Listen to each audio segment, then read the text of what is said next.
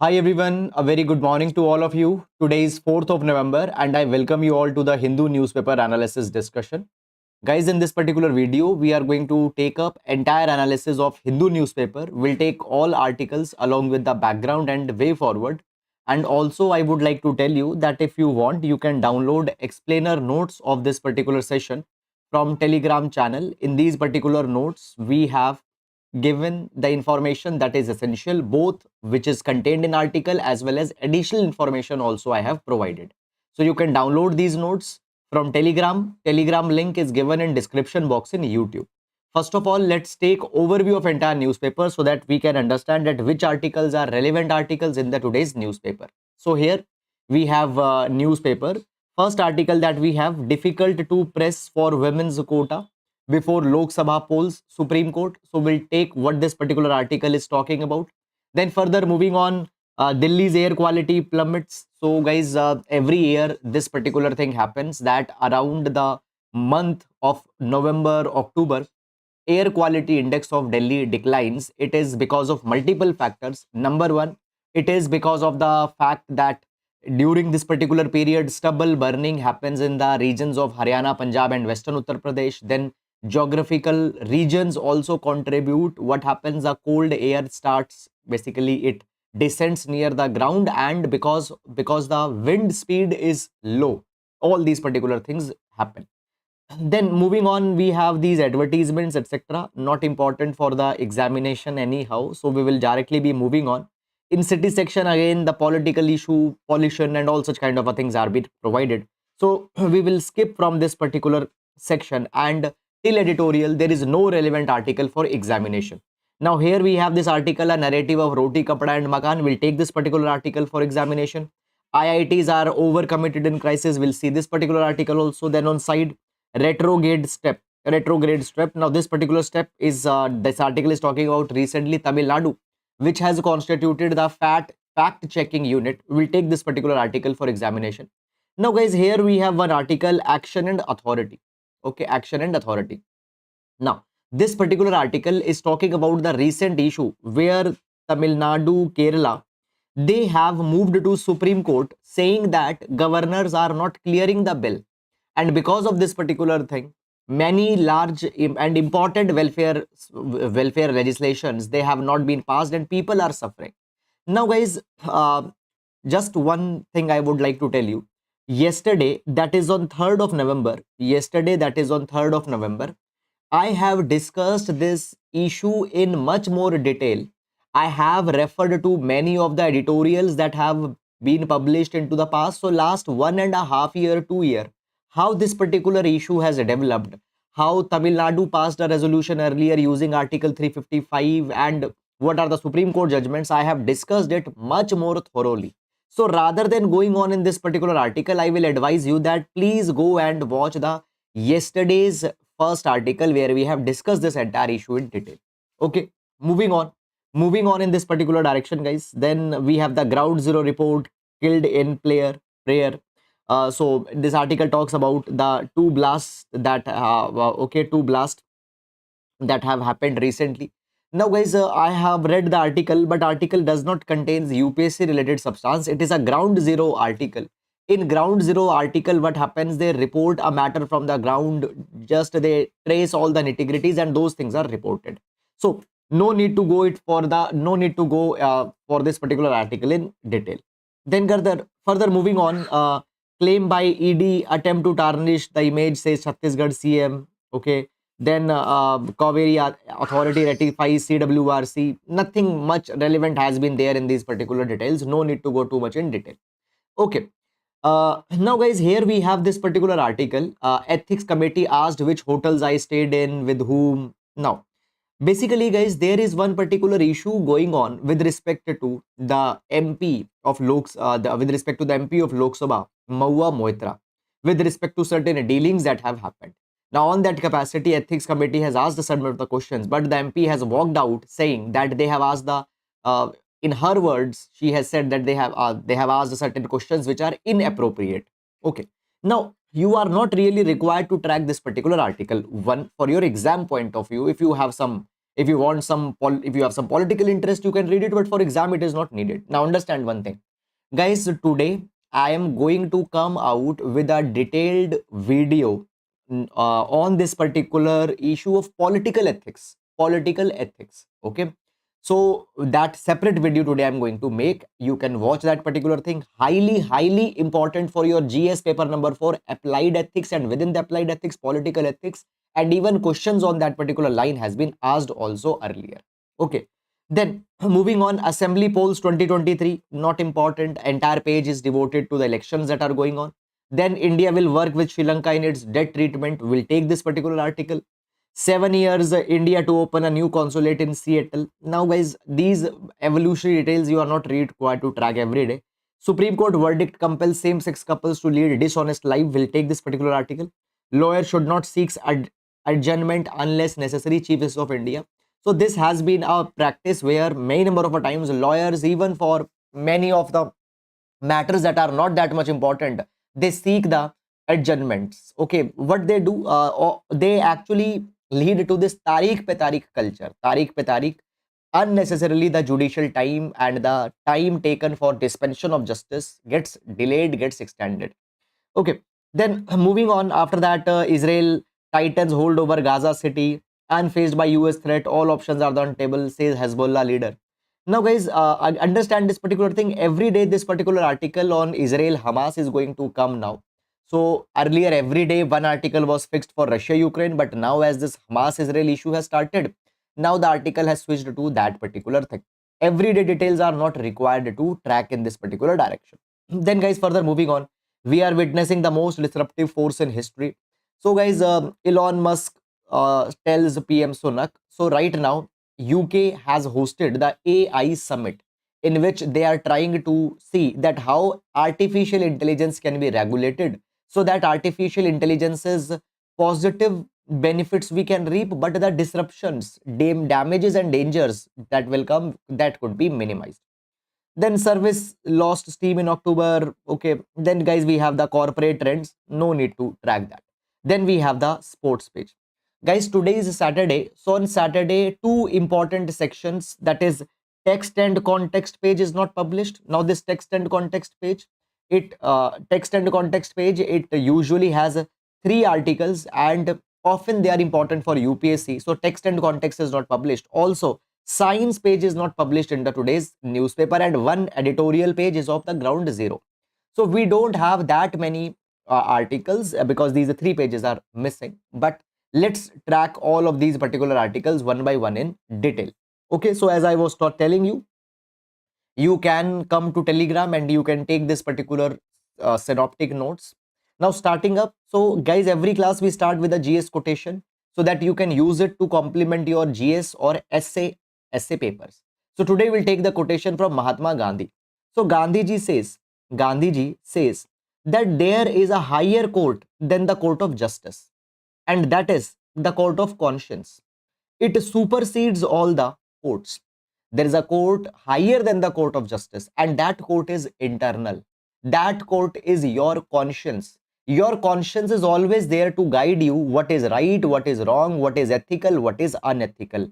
Even sometimes we justify some of the actions as right or necessary, but your voice of conscience will tell you that you are justifying it, but it is unethical, it is immoral. So that court is the higher court, and every person should be able to every person should ensure that it is able to satiate their conscience, should not do anything wrong.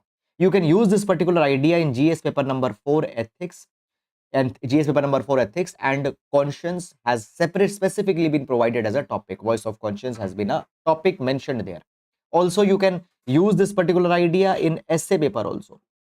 Okay, so that is about it. And now let's take first article for today. Okay, but before that, guys, I just briefly would like to tell you that just after 2 days, that is on 6th of November, we are starting with our GS4 Ethics Foundation batch, that is ethos, what is right thing to be done. This is the second batch. Okay, and this batch, you first of all, what are the basic features about this particular course? This particular course will be focusing on the comprehensive coverage of GS paper number 4. All the units will be taken up. The course will start from the basic and will progress into the advanced application of ethical concepts, theories, philosophies. Every class will be complemented with the crisp handout so that you have all your notes at one place. Secondly, there will be dedicated classes on case studies, that is the section B, because often this particular section I have come across is not taken up very carefully. So dedicated classes on the case study will be there. Then special focus will be made for equating the ethics with the contemporary examples. Okay, and the course fees is mentioned. The link for the course is given in description box. And one more thing I want to tell you, that it is going to be a recorded batch, but you will be provided the live doubt sessions, Q&A sessions every Saturday. So you can meet me on the doubt sessions, one-to-one sessions you can also hold. Now, first article from the first page. Difficult to press for women's quota before Lok Sabha polls, Lok Sabha elections, Supreme Court. Now, let's go in this particular article. First of all, what is the utility of this article? This article is going to be important for GS paper number 2 polity, GS paper number 2 polity, as well as GS paper number 1 and GS paper number 2, social issues and social justice. Social issues and social justice also. This article is going to be important. Now, before going on in this particular article, let's take some of the basic background information. Let's take some of the basic background information. Okay. So, understand this particular thing, guys, that when we talk about women's participation in political bodies, okay, it has always been very much less. And there is a concept that is power gap. Power gaps. Okay. So basically, according to UN Women, according to UN Women, power gaps are most stark, power gaps are most entrenched into politics, What it means? It means that the women are not given the leadership positions. Women are not given the leadership positions. When we talk about India, according to according to Global Gender Gap Index, according to Global Gender Gap Index report, only 15.1% parliamentarians in the present Lok Sabha are the women. However, when we talk about the representation of women in state legislative assembly, it happens to be just around 10%. And one good case study I just want to give you, you can please note down in your notes. Rwanda has been a very good case study which has the most gender balanced cabinet, Okay. So basically, when we talk about the Rwanda, okay, when we talk about the Rwanda, we find this particular thing, that in the case of Rwanda, 52% of the cabinet members, they are the women. Okay. Now, women needs a proper representation in parliament, but that might not happen very easily. Why? Because of the gender roles that have been created in the society. What are the gender roles? Society has made these particular kind of a norms that women should be performing the domestic roles and men should be the ones who will be in leadership positions. They will be the breadwinners of the family and all such kind of a things. So because of these gender roles, women are not appreciated in leadership positions. So therefore, an option that opens up is through reservation. We can mandatorily reserve certain seats into the legislature so that women can come on that particular thing. Now, in this particular capacity, National Perspective Plan of 1988, again I'm repeating, National Perspective Plan of 1988, for the first time recommended this particular thing, that within the parliament and state legislative assembly, some of the seats need to be reserved for the women. They said 1/3 of the seats need to be reserved for the women. In this capacity, guys, in Panchayati Raj institutions and urban local bodies, by 73rd and 74th Constitutional Amendment Act, we already reserved the seats for the women. So by 73rd and 74th Constitutional Amendment Act, 1/3 seats were reserved for the women in Panchayati Raj institutions and urban local bodies. Okay, but nothing happened in the case of Lok Sabha, nothing happened in the case of State Legislative Assembly. In this respect, women reservation bill has been floated in parliament, but it did not got passed. Now, guys, finally what happened few days back, finally, what has happened recently, government conducted the special session of parliament. Okay, and in that particular session, 128th Constitutional Amendment Bill was raised. And this particular bill, it has introduced Nari Shakti Vandan Adhiniyam. Fine. Nari Shakti Vandan Adhiniyam. What is this Nari Shakti Vandan Adhiniyam? It aims to reserve one third of the seats. It aims to reserve the one third of the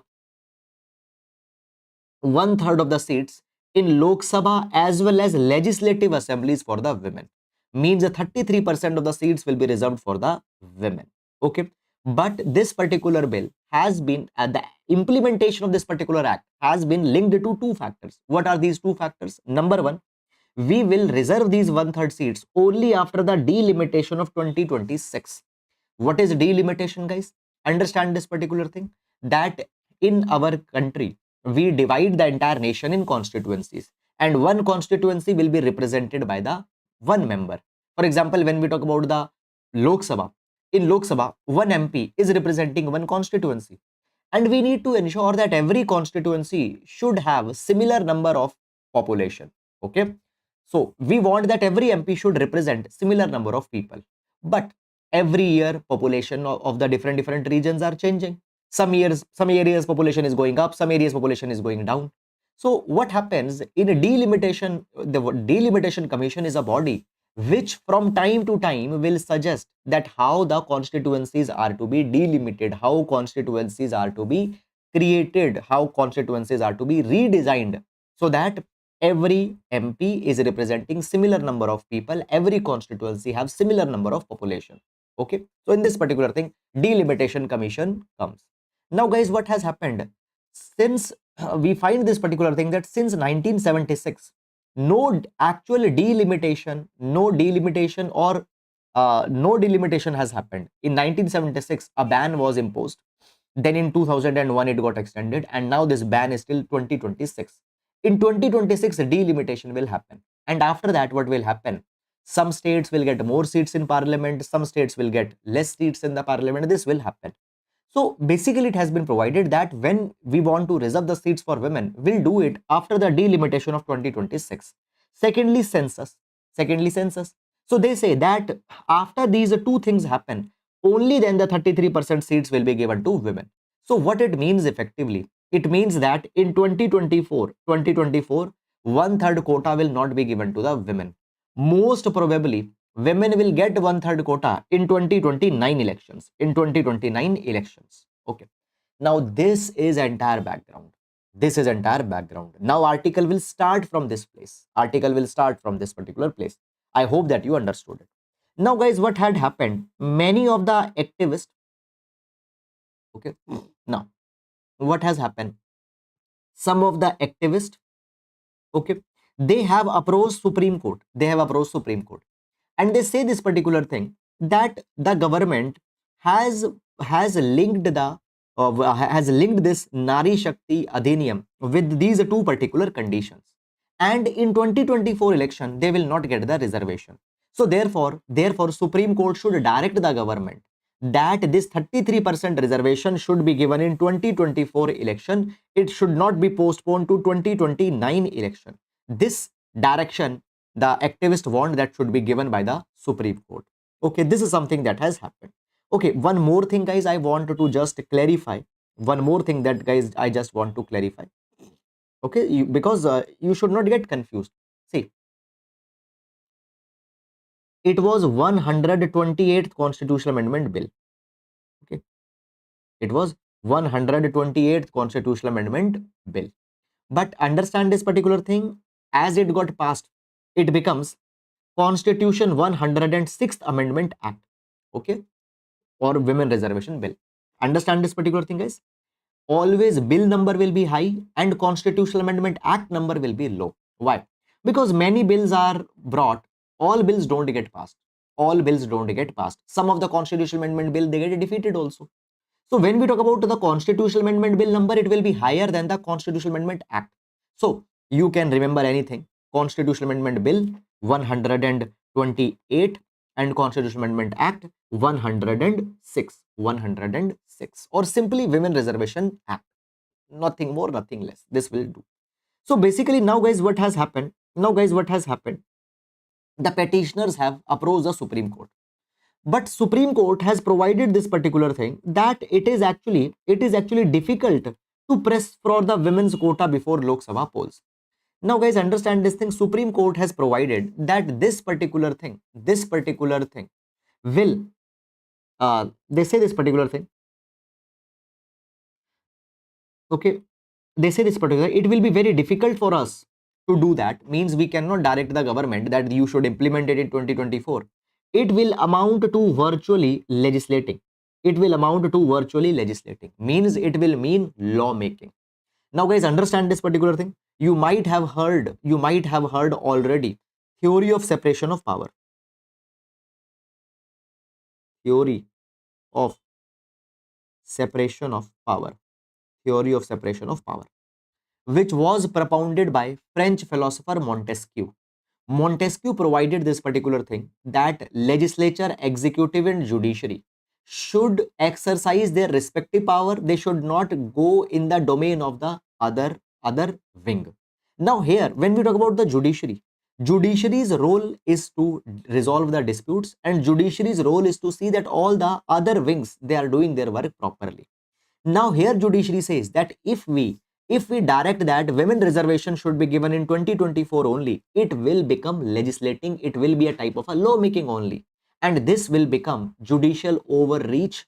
This will become judicial overzealousness, and therefore constitutionally it is not permissible for us. It is not right for us to issue certain directions. So Supreme Court has said that it is very difficult. It will become legislative. It will go against the judicial which will become a judicial overreach. So this is something that has happened in this particular direction. Guys, I hope that you have understood it. Beyond that, there is nothing in this particular issue. This is entire with the background. Now, moving on to next article. India will work with Sri Lanka on its debt treatment, Nirmala. Now, first of all, what is the utility of this article? This article will be important for GS paper number 2. GS paper number 2, India and neighborhood relations. India and neighborhood relations. Okay. Now, again, before going on in this particular article, let's understand some basic background information. And after that, after taking this particular background information, we'll go into the article's detail. Okay. So basically, guys, we have seen this particular thing that in 2020, economic crisis for the Sri Lanka began. Economic crisis for Sri Lanka began. Why their economic crisis came? Number one, Sri Lanka's economy is hugely dependent on tourism. But in 2020, because of the lockdown, as the tourism got impacted, Sri Lanka started facing an economic crisis. Secondly, guys, what happened? Sri Lanka overnight imposed the ban on fertilizers and all such kind of things. And they said that they are becoming the organic nation, organic only nation. Now, by that particular thing, Sri Lanka's agriculture sector got impacted. Sri Lanka's agriculture sector got impacted. Thirdly, when we talk about the Sri Lanka's economic policies in the past few years, Sri Lanka's economic policies in the past few years, they have been reckless.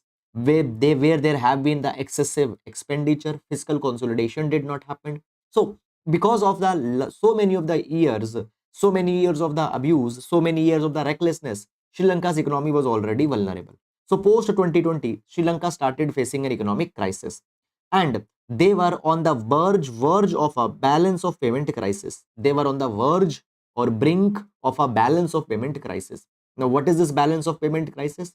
When a country is not able to pay, when a country does not have the foreign exchange, when a country does not have the foreign exchange to pay back for imports that they have made, then a country will do the balance of payment. Then there will be the balance of payment default, balance of payment crisis that will happen. Okay. Now, guys, in the time when a country is going towards the BOP crisis, IMF, International Monetary Fund, can provide help to any country. And guys, within IMF, there is one particular mechanism, that is EFF, Extended Fund Facility. Extended Fund Facility. So through Extended Fund Facility, IMF can provide financial assistance to a country which is on the brink of the BOP crisis. Now, guys, in 1991, India was almost on the brink of BOP crisis. At that point of time, IMF provided money to India also under the extended fund facility. Extended fund facility. Now, guys, already first installment or first corpus of money has been provided to Sri Lanka. Now, guys, Sri Lanka wants the second tranche. Sri Lanka wants the second tranche, okay, or a second IMF fund it needs. Now, for that particular thing, IMF provided that we want that Sri Lanka should bring on board its major creditors, its major creditors. Okay, the countries which have given the loan or the major creditors of Sri Lanka should be brought on the board. Now, when we talk about, guys, Sri Lanka's major creditors, who are these countries? Who are these countries? China, India, and Japan. China, India, and Japan. Okay. So Sri Lanka should sign the debt restructuring deal with this. Okay. For example, let's say Sri Lanka has taken a loan of $10 billion. Sri Lanka has taken the loan of $10 billion from India. Okay. Let's say Sri Lanka has taken the loan of $10 billion from Sri Lanka. Now, how Sri Lanka will pay back $10 billion to India?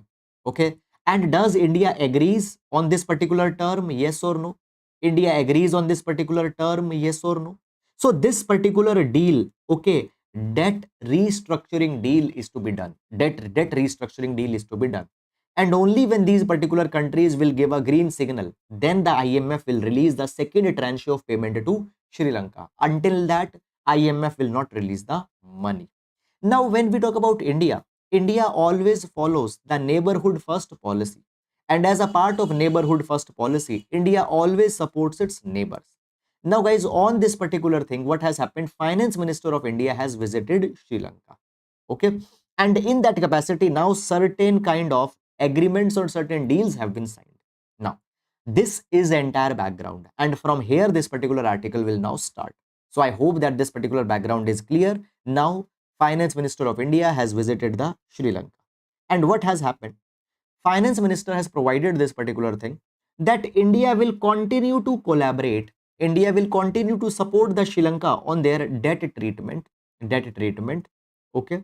And what has happened? Sri Lanka has reached. Now, I have told you all these particular things already, that Sri Lanka must bring the major creditors on board if it wants to access the second tranche of money from IMF.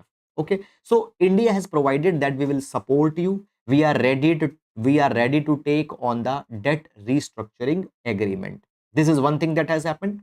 After that, guys, Finance Minister has also unveiled, has also announced, and has also launched many of the other projects with the Sri Lanka also, which is an example of India's neighborhood first policy. For example, Finance Minister has provided that intergrid connectivity, in aviation sector, in power projects, in oil exploration in the Mannar region. The India is going to support Sri Lanka. Okay, so for grid connectivity, okay, for aviation sector reforms, for the power sector, oil exploration, India will support Sri Lanka both in terms of technology as well as for finances. Moreover, India has also given $15 million grant to Sri Lanka for promotion of Buddhist ties between the two countries. Now, when we talk about Sri Lanka, large number of population in Sri Lanka, they are Sinhalese. Large number of population in Sri Lanka, they are Sinhalese who follow Buddhism, and therefore is a part of the soft power diplomacy, as a part of the soft diplomacy, as a part of cultural diplomacy. India does these particular things from time to time, and $15 million grant now India is providing to Sri Lanka. Okay, moreover, India is also providing $10 million additional grant for the solar electrification of religious places. This is an example of cultural diplomacy on soft power of India. These questions have been asked, and guys, if a question comes, you can put these particular examples. You can put these particular examples. Moreover, India has also agreed that moreover, India has also agreed on many other reforms also. I will talk about that. But guys, if I just say, for example, 15 million dollar, $25 million assistance sorry, as we talk about these particular assistance that are being given by India, okay, and in the past also a lot of assistance has been given by India to Sri Lanka, and in total India has provided around $4 billion. Now this is not million, billion. $4 billion of assistance to Sri Lanka during this particular times of economic crisis. Okay, moreover, NAM 200 event was also organized. What is this NAM 200 event? NAM 200 is to commemorate 200 anniversary of arrival of Malaya Tamils in Sri Lanka. Malaya Tamils in Sri Lanka. Now, what are these Malaya Tamils? So basically, guys, you might be knowing this particular thing already, that Sri Lanka was a British colony. India was a colony, Sri Lanka was a colony.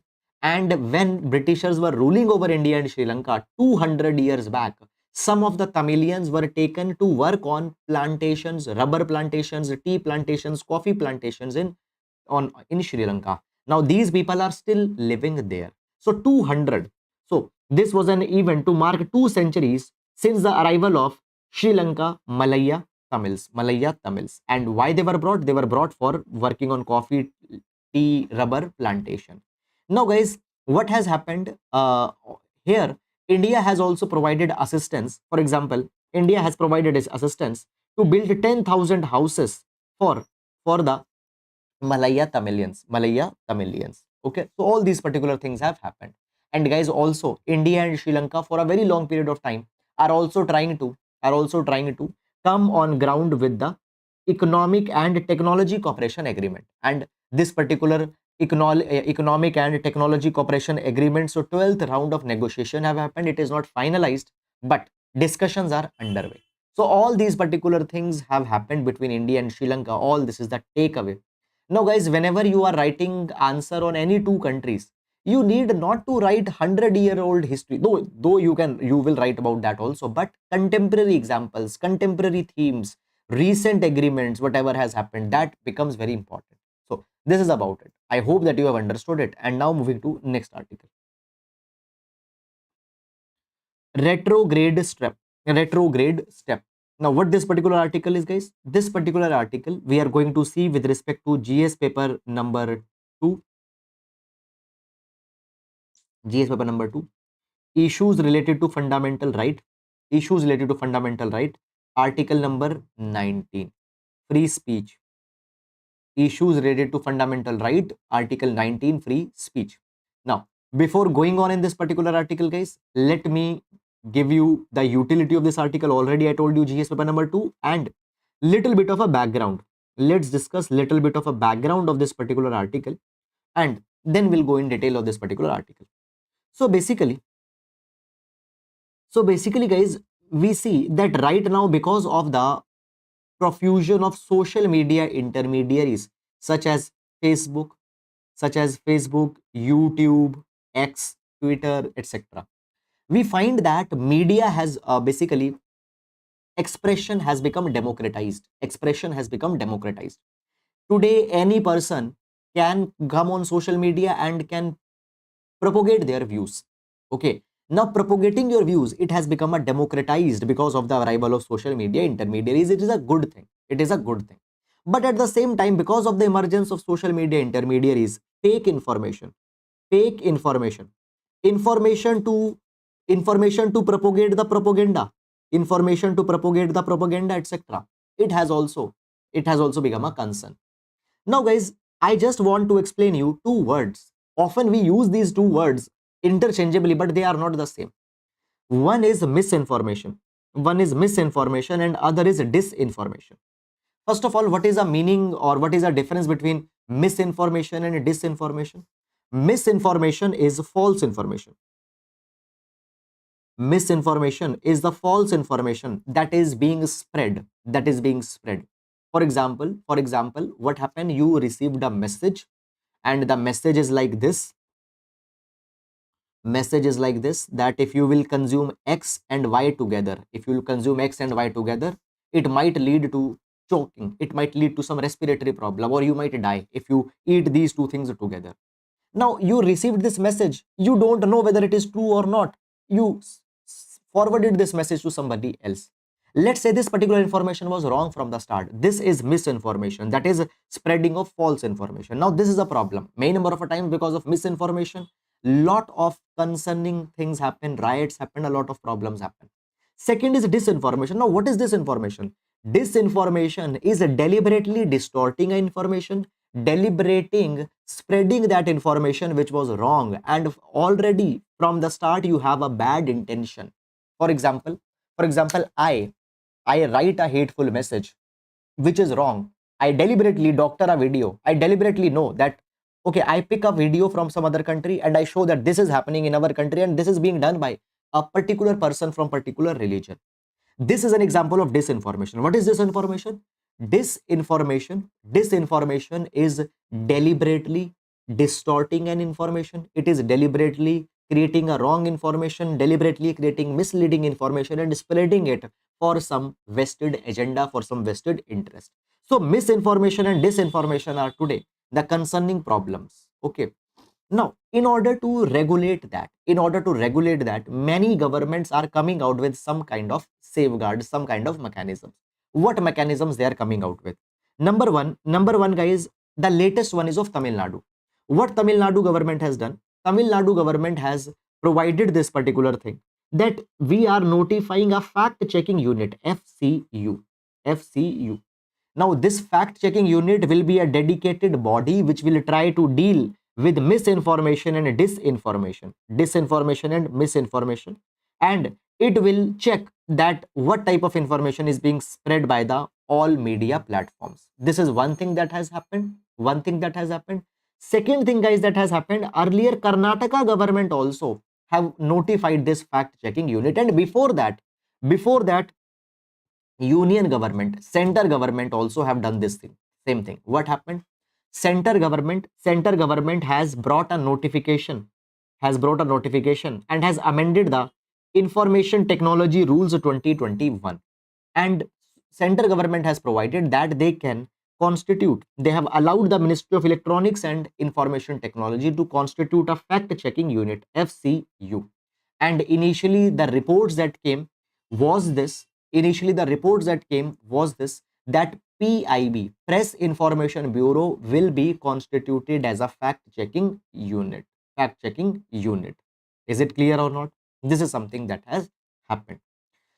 Now, moving on in this particular direction, guys, so we find this thing, fact checking unit has earlier been notified by center government, then Karnataka government notified it, and then now Tamil Nadu government had notified these fact checking unit. Now, basically, guys, many of the information activists have criticized these particular steps. They say that controlling the fake information, misinformation, disinformation is important, but giving so much power in the hands of the government is not right. Why? Because they will become the sole arbiters of truth. They will become sole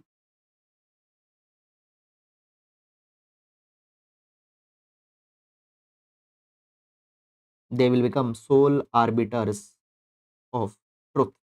Means they will decide what is true, what is not true. Tomorrow, there might be some information which is actually true, but this is going against the political party. This is going against the political interest. They will say that this information is fake information. Or there might actually be a fake information, but it is increasing the interest of the political parties. They might say that that information is right. So they will become the sole arbiters of truth, which will go against the democratic principles. And guys, in this particular capacity, what has happened? Editors Guild of India, okay, comedian Kunal Kamra, and many such people, they have approached the Bombay High Court also. And said that there has to be necessary safeguards.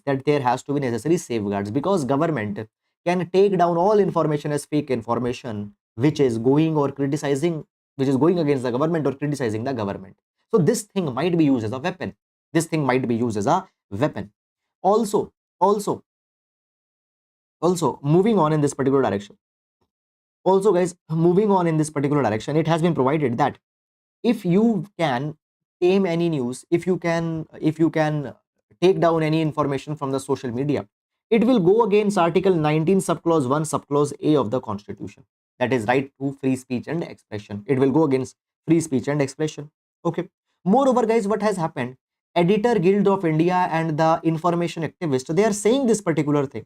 They are saying this particular thing that the states are already have their publicity departments. So now see, there is one particular saying, and this saying goes like this: that antidote to misinformation is more information. So if there is a misinformation that is spreading, government can come out and can give the right information. Why you need to take down the information? This might become a weapon. So this is something that has happened. So therefore it is very important that we need to specify the scope of this fact checking unit. We need to come out with all the basic safeguards so that misuse don't happen. And altogether, if needed, rather than bringing such kind of a body which can be misused, state government should provide the enabling information to ensure that such kind of wrong thing does not propagates. That is all about this particular article. I hope that you have understood it. And now we'll move to next article. Sir, on which ground approach directly Supreme Court on the basis of okay, see, you can file the public interest litigation. You can file the public interest litigation in the Supreme Court. Okay, now every case's grounds will be different. There is no one common ground. Okay, or there is no one universal ground on which you will approach the Supreme Court.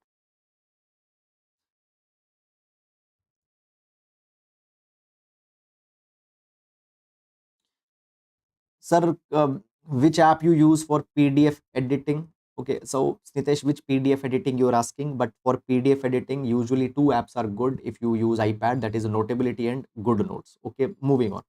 The IITs are overcommitted in crisis. The IITs are overcommitted in crisis. Now, let's take this particular article. This article is going to be important for GS paper number 2, issues related to education. GS paper number 2, issues related to education. Issues related to education. Okay. Now, basically, guys, and within the education, higher educational institutions. Now, so basically, this article is talking about IITs, Indian Institute of Technology. Now, guys, when we talk about IITs happen to be the most premier institutions, premier institutions for higher education in India. Now, guys, when we talk about IITs, it has been provided that IITs, they have produced leaders in the high technology and related fields. Also, when we talk about IITs happens to be the most aspirational higher educational institute of India.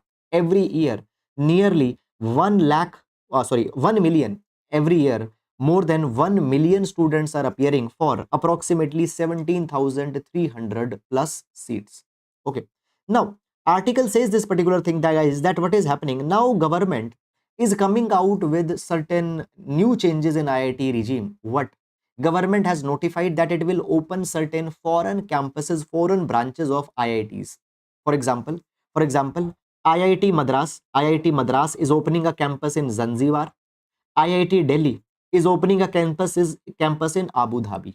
Okay, so IIT Madras is opening a campus in Zanzibar Island, and Abu Dhabi is IIT Delhi is opening a campus in Abu Dhabi, and even the admissions, they are starting from 2024. Okay.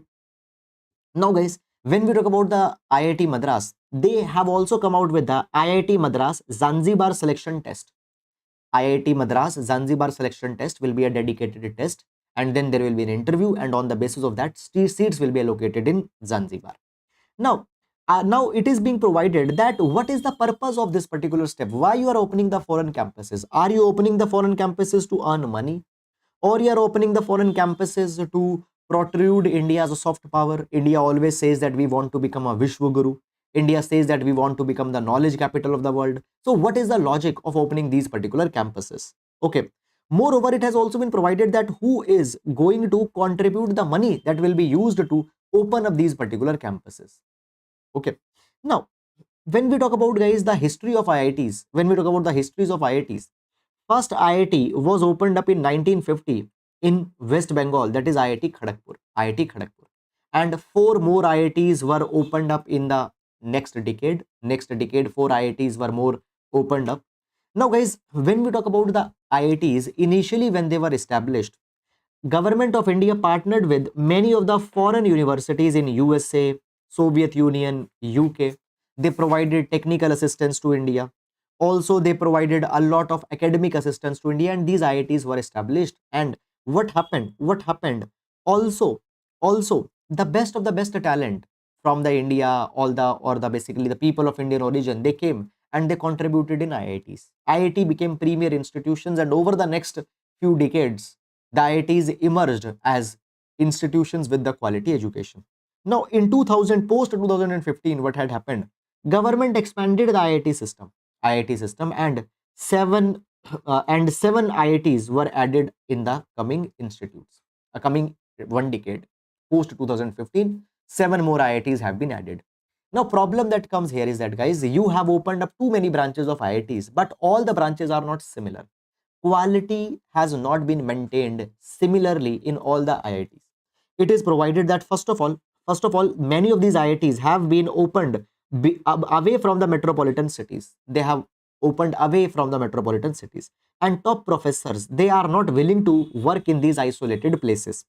And in 21-22, 361 undergraduate, 3083 postgraduate, and 1852 PhD seats were empty in these new IITs. Students are not ready to come there, professors are not ready to come there. So the point is that IITs, the premier institutions, are not able to cater the students or the faculties. It has been provided that when we talk about any academic institution, the most important resource for the institution is the professors, and attracting the good quality professors have become problematic in these new IITs. Number one, the people who are having technical background, many of them are not ready to come to IITs because of the less salaries that are there. Okay, the many of the Indians are reluctant to return to the uncompetitive salaries. Okay, many of them are attracted towards the IT sector, biotech sector, and the related fields. Okay, so many of them are not coming. Okay, and at the same time, the quality is also getting compromised when you're expanding the IITs. So rather than expanding the IITs, you first need to focus that all IITs should have the same quality standards. So this is something that has happened, that has come in this particular article. Okay, I hope, guys, that you have understood it. And now moving to next article, a narrative of roti, kapda, or makan under NDA. Now, guys, the article is talking about the economic deprivations in India that have been there and that has been there into the last few years post independence. Now, basically, this article will see for GS paper number 3, GS paper number 3 economy, and GS paper number 2 social justice, GS paper number 2 social justice. Okay. So basically, as we talk about the article, so article says that there have been the deprivations of food, shelter, fine, roti, kapda, makan, food, shelter, and clothing. And in this particular capacity, when we talk about Nobel laureate, Nobel Prize winner Amartya Sen's that often deprivations are not because availability is not there, but deprivations happen because accessibility and affordability is not there. For example, they say this thing, that when we talk about the famines, okay, so he has written a case study on the famines in 1981, and he largely has referred to the 1943 famine of Bengal. So he provided that when 1943 famine of Bengal happened, large number of people, they died of hunger, not because there was a shortage of food, but because they did not have real income to buy the food. Same way, today people in India, they don't have decent housing. It is not because houses are not there, but they don't have money to buy the house, or they don't have money to pay the rent of the house. So real income is not there. According to the Gallup World Poll survey, it says that, okay, it focuses on the lack of money to buy food and rent to buy a house. This is the reason that people are not having the food, or they have not having the houses. Now, article says that when we talk about India, India has India has emerged as the India has emerged as the seven largest emerging market and developing economy. India is the seven largest emerging market and developing economy. But at the same time, when we talk about, guys, in India, deprivations are a very big problem. We say that we make tall claims. For example, affluence is increasing. Okay, There is a reduction into the multidimensional poverty index. Okay, multidimensional poverty index. But on the ground, we know this particular thing, that deprivations are still there. So it says this particular thing, that around 40% to 40.2%, 42% of the people, they don't have enough money to buy the food, and 34.7% of the people don't have enough money for the shelter in 2018. So deprivations have increased. Okay, and article further provides this particular thing, that when we talk about the context of India, okay, the income growth has been sluggish. Income growth has been sluggish. Either incomes have not grown, or if they have grown, they have grown at a very less number. Now India is promoting ambitious big infrastructure projects. For example, we talk about bullet trains, we talk about international airports, highways, but at the same time we have not invested in that type of infrastructure which will create the jobs. For example, micro, small and medium enterprises, social security nets are not, social safety nets, social security nets are not there.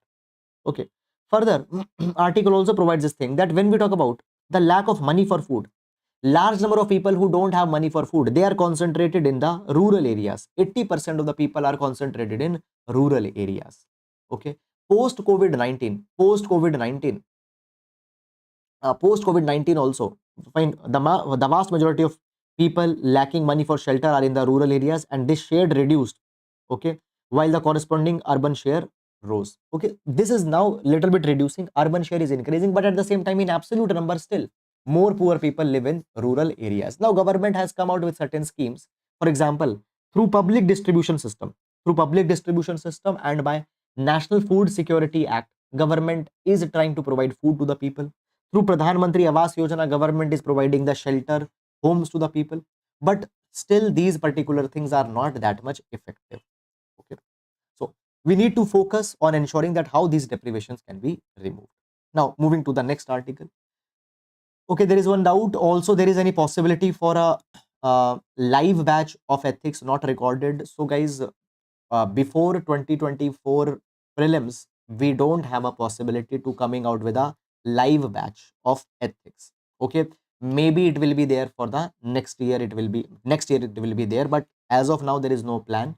So if you intend to join the ethics, I will advise you not to waste your time.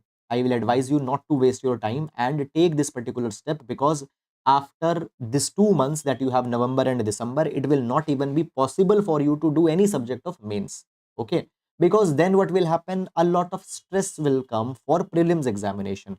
So November and December are the last 2 months in which you can take any GS paper, ethics or any such, if you are planning.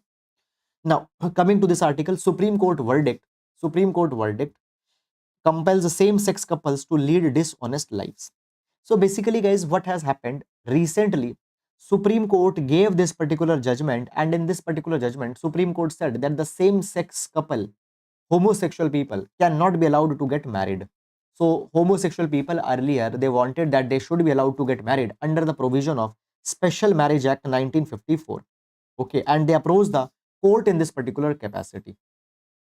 Court, they approached the court in this particular capacity. Okay,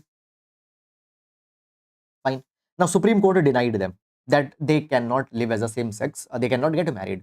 So same sex couple says this particular thing, that earlier when homosexuality was a crime under section 377, same sex couple were not allowed to get married. But now as the homosexuality has removed as a crime after Navtej Singh Johar case, so Navtej Singh Johar case, after this particular judgment, Supreme Court said that homosexuality is not a crime under section 377. So as homosexuality is not crime, they should be allowed to get married, and also under the Special Marriage Act 1954. But Supreme Court recently said that the right to marry is not a fundamental right. Okay, now, and because of this, you cannot claim it. Now same sex people, what they have done, they have applied for a review petition, that Supreme Court should review their judgment. They have applied for the review petition. And same sex couple says that they are compelled to live dishonest life. They are in the relationships, but they cannot get married. This is something which is going against their dignity. So this is something that has happened. Beyond that, nothing important is there in this article. Now, the main practice question for today. The question reads, the IITs may be the most difficult higher educational institution to gain entry in the world. Yet the IT system is in serious trouble at the same time. In this regard, discuss the efforts required by the government. So this is, guys, all about this particular article. Okay. Suppose if I buy ethics course in January, it will start 18-month validity from January. No, the 18-month validity that we have announced yesterday for the ethics course will start from the day the course is beginning. Okay, fine. Okay, so this will be the question for your GS paper number 2, issues related to the higher educational institutions. So guys, that is all, and now we have come to end. Now we'll be meeting on Monday. So Sundays should be the day for your revision, because I have told you this hundreds of times that not revision and reading new information is not going to yield any dividend, because until and unless we are not able to reproduce the knowledge that we have learned in the past, there is no logic of reading that. So that is about it. Now we'll meet on Monday. Till then, please take care of yourselves. Thank you so much.